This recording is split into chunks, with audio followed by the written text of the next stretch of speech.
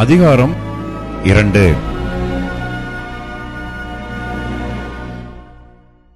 பின்பு தாவீது கர்த்தரை நோக்கி, நான் யூதாவின் பட்டணங்கள் ஒன்றிலே போய் இருக்கலாமா என்று விசாரித்தான்.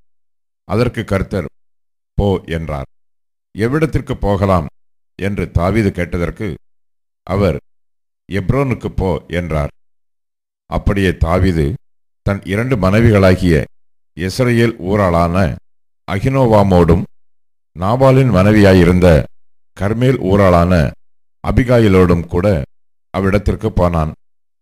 அன்றியும் தன்னோடு இருந்த மனுஷரையும் அவர்கள் குடும்பங்களையும் கூட்டிக் கொண்டு போனான். அவர்கள் எப்ரோனின் சிற்றூர்களிலே குடியேறினார்கள். அப்பொழுது யூதாவின் மனுஷர் வந்து அங்கே தாவீதை யூதா வம்சத்தாரின் மேல் ராஜாவாக அபிஷேகம் பண்ணினார்கள்.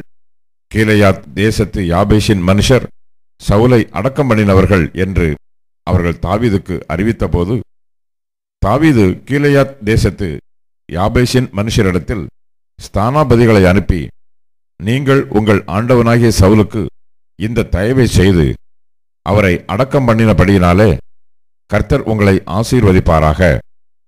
கர்த்தர் உங்களை கிருபையும் உண்மையுமாய் நடத்துவாராக.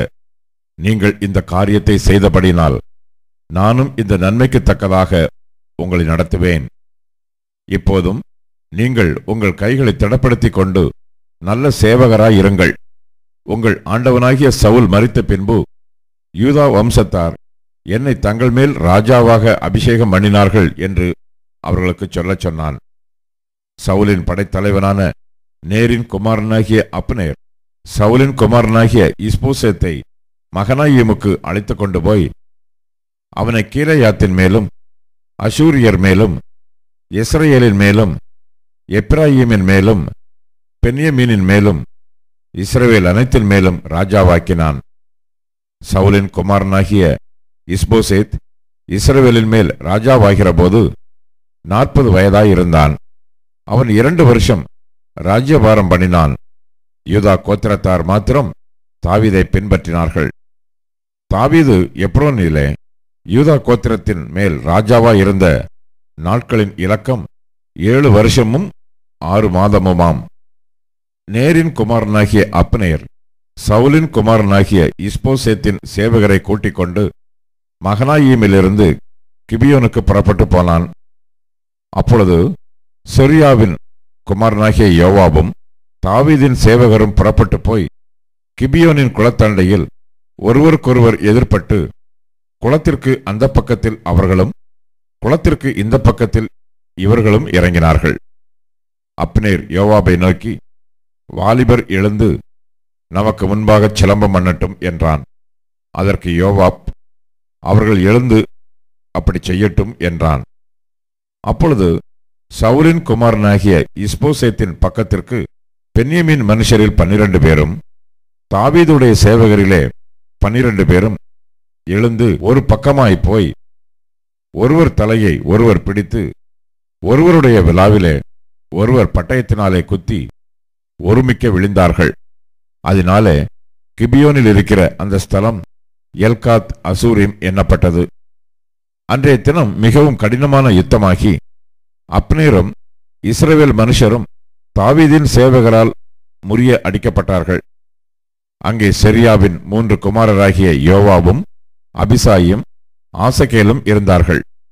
ஆசகேல் வெளியில் இருக்கிற கலைமான்களில் ஒன்றைப் போல வேகமாய் ஓடுகிறவனாய் இருந்தான். அவன் அப்னேரை பின்தொடர்ந்து வலது புறத்திலாகிலும் இடது புறத்திலாகிலும் அவனை விட்டு விலகாமல் துரத்தி கொண்டு போனான். அப்னேர் திரும்பி பார்த்து, நீ ஆசகேல் அல்லவா என்றான். அவன், நான் தான் என்றான். அப்பொழுது அப்னேர் அவனை நோக்கி, நீ வலது பக்கத்திற்காகிலும் இடது பக்கத்திற்காகிலும் விலகி வாலிபரில் ஒருவனை பிடித்து அவனை உரிந்து கொள் என்றான். ஆசகேலோ, விடமாட்டேன் என்று தொடர்ந்து போனான். பின்னும் அப்னேர் ஆசகேலை நோக்கி, நீ என்னை விட்டு போ, நான் உன்னை தரையோட ஏன் வெட்ட வேண்டும்? பிற்பாடு உன் சகோதரனாகிய யோவாபின் முகத்திலே எப்படி விழிப்பேன் என்றான். ஆனாலும் அவன் விலகி போக மாட்டேன் என்றபடியினால் அப்னேர் அவனை ஈட்டியின் பின்புற அலகினால் அவன் வயிற்றிலே குத்தினான். ஈட்டி முதுகிலே புறப்பட்டது. அவன் அங்கேதானே விழுந்து செத்தான். ஆசகேல் விழுந்து கிடக்கிற இடத்திலே வந்தவர்கள் எல்லாரும் தரித்து நின்றார்கள்.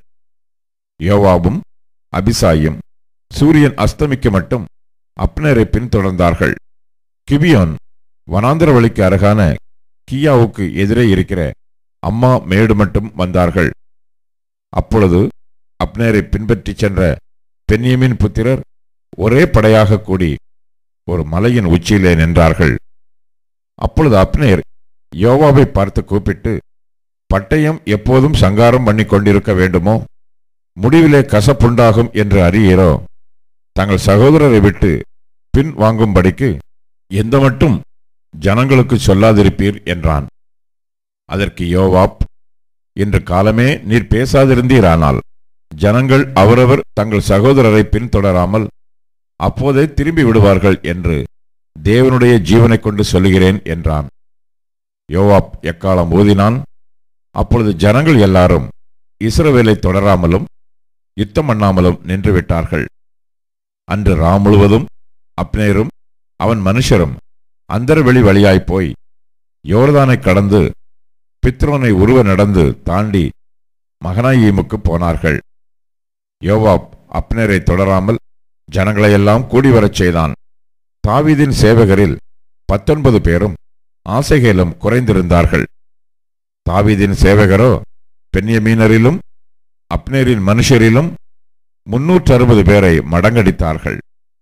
அவர்கள் ஆசகேலை எடுத்து பெத்லகேமில் உள்ள அவனுடைய தகப்பன் கல்லறையிலே அவனை அடக்கம் பண்ணினார்கள். யோவாபும் அவன் மனுஷரும் இரா முழுவதும் நடந்து பொழுது விடியும் போது எப்ரோனிலே சேர்ந்தார்கள்.